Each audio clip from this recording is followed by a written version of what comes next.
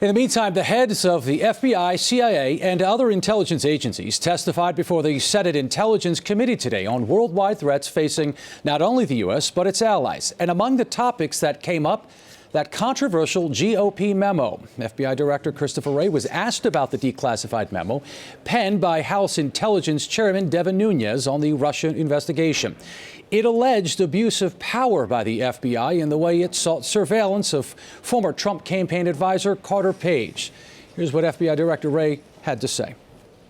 I would just say that, as we said publicly, that we had grave concerns about that memo's release. Can you say, in your view, whether or not one of those concerns is that it may have selectively cherry-picked information without presenting the entire fact pattern that led up to that FISA warrant application? Well, Senator, I would just repeat what we said at the time, which is that we had then and continue to have now grave concerns about the accuracy of the memorandum because of omissions. We provided thousands of documents that were very sensitive and lots of briefings, and it's very hard for anybody to distill all that down to 3.5 pages. For much more information now, let's bring in CBS News Justice reporter Paula Reid, joining us now from Capitol Hill. Paula, the FBI director said this publicly. He's also said it before on paper as well in criticizing the memo's release. So what message is FBI Director Wray trying to send here? Well, he's showing that he's willing to break with the White House and sort of wade into this partisan fray to defend his rank and file and to defend the intelligence community if he feels that someone is trying to put out a document that does not accurately portray their work.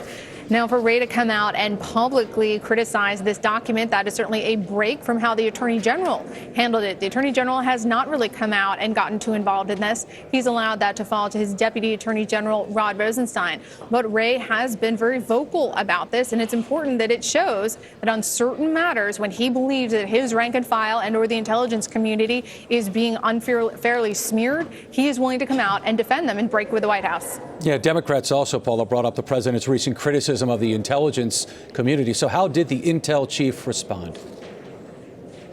Wray was really the most vocal on this. They have to remember he was in private practice before he was appointed to lead the FBI, and he sort of fell back on some things that he has repeatedly said over the past few months.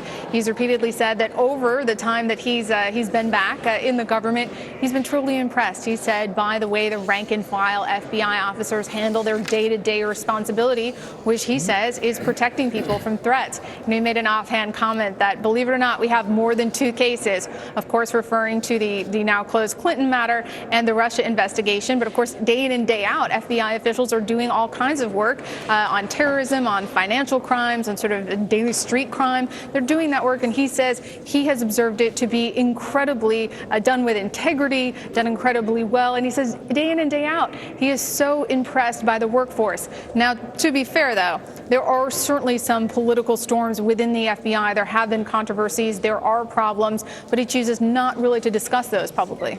And Paul, a lot of the hearing revolved around Russia and its efforts to meddle with the election. So what were some of the takeaways on this issue?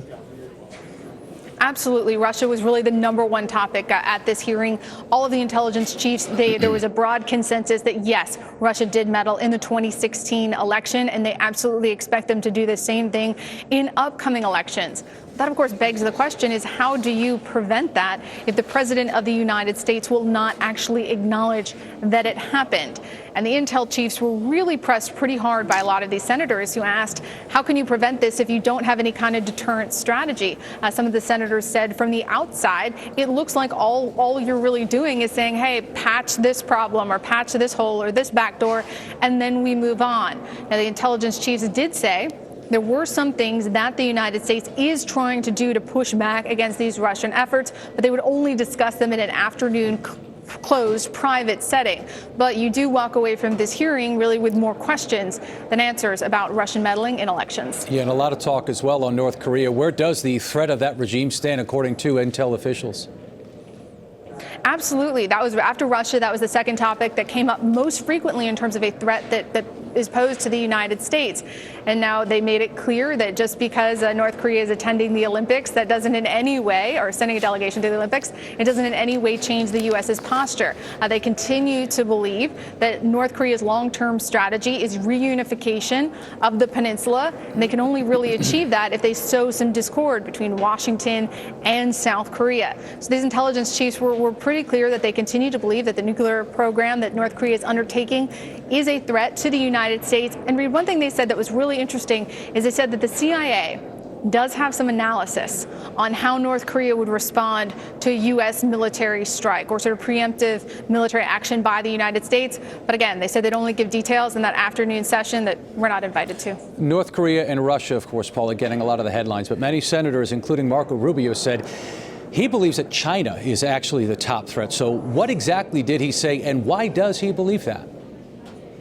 That's right. And he wasn't the only one to bring up China. And the fears from China kind of fall into two different buckets. The first is technology and companies, for example, like Huawei, and how they are working to sort of hack into government. They don't even necessarily have to get a government contract, but even if they're working with a government contractor, or just if regular people or private companies use their software, they can be vulnerable. The other concern that was brought up that was pretty interesting was the threat to universities, particularly research universities. And there seemed to be a broad consensus. The FBI director was very upfront about this. He said big cities, small towns, in almost every single field office the FBI has, he said they see some example of the Chinese government exploiting this sort of very open research and development process that we have at American universities, exploiting it for, of course, China's gain. And that is certainly an alarming headline right there in and of itself. Paula Reid joining us now from Capitol Hill. Paula, thank you so much.